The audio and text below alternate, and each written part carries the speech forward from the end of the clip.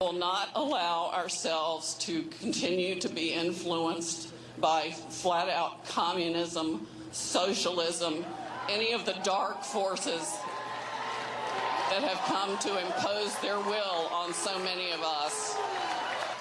Now is the time for every patriot in this country to stand up, make their voices heard, and be counted.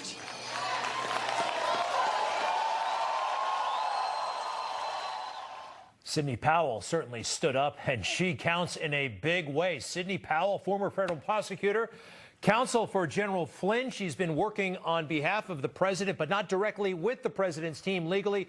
Sidney, welcome back to Newsmax. We're pulling for you. As you know, this is an opinion show, and we're on your side. How are you holding up, first of all?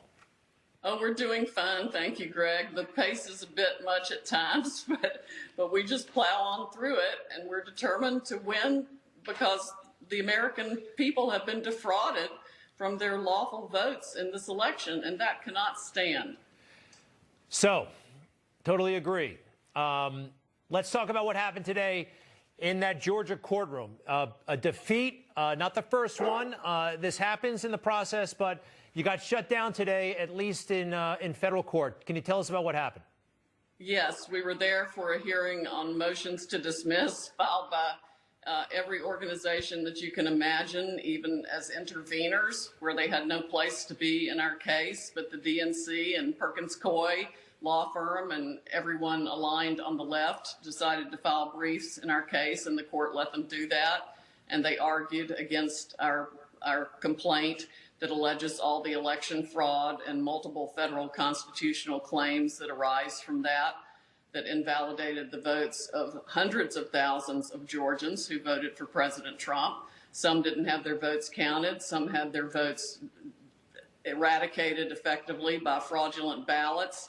The court wouldn't pay any attention to any of it. It was obvious the judge had made up his mind before he hit the bench, and he read from prepared notes when he granted the motion to dismiss. So we had oral argument, but I would say it was essentially meaningless, except to the extent the public got to hear another federal judicial proceeding that didn't turn out the way it should have. So, Sidney, can you give us a little bit of a path forward? What happens next?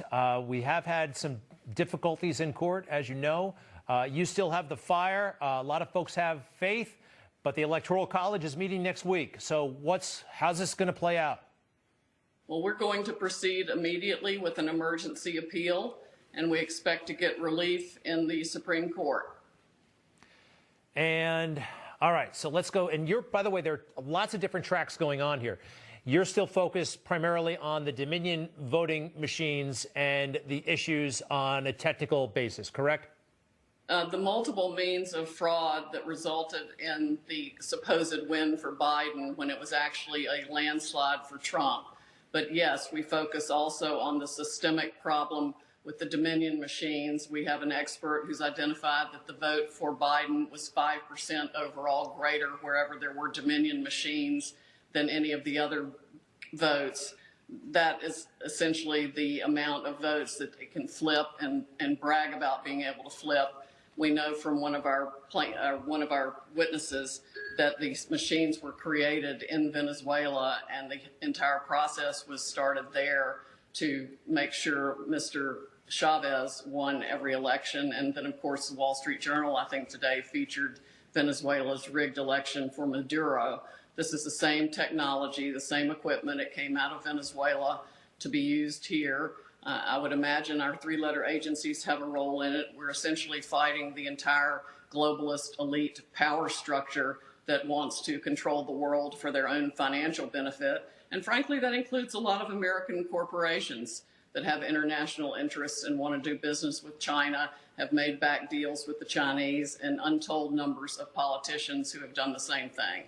You know, 2 years ago, I would have said, that sounds crazy. But after all that's happened, I think you're absolutely right. I think this is the way the world works. By the way, I do want to ask you about the servers overseas. Dominion reportedly has all kinds of internet connections, and for whatever reason, they were counting the votes in places like Spain and Germany. You've seen the reports, maybe you know firsthand, that some of these servers may or may not have been seized. overseas equipment of Dominion taken possession of by forces friendly to the United States. Do you know anything about that? I am hoping it's the Department of Defense that has them. That is certainly who should have them because it's a national security risk.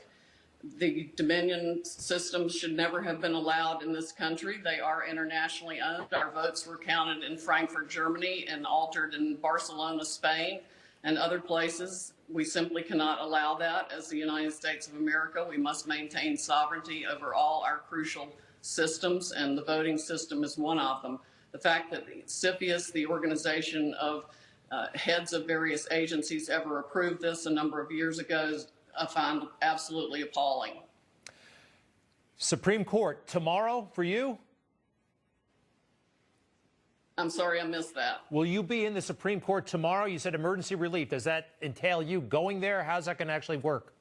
That's going to work as fast as we can humanly make it work. It may not be tomorrow, but we also have a case out of Michigan that needs to go, a case out of Arizona that may very well wind up there. There should be at least 3 states before the Supreme Court with enough electoral votes to change the outcome before the end of the week. Sidney Pauэл, I wish I was an attorney and I could help out, or I knew something about computers, but I don't. So the good thing is I know you're not on your own. I know you have a lot of attorneys and good people working with you. We wish you all the luck. We have an amazing team of great patriots. Great patriots. Well, let us know if you need anything, all right? Thank you very much. People can donate at defendingtherepublic.org. One more time on that website, please. Defendingtherepublic.org.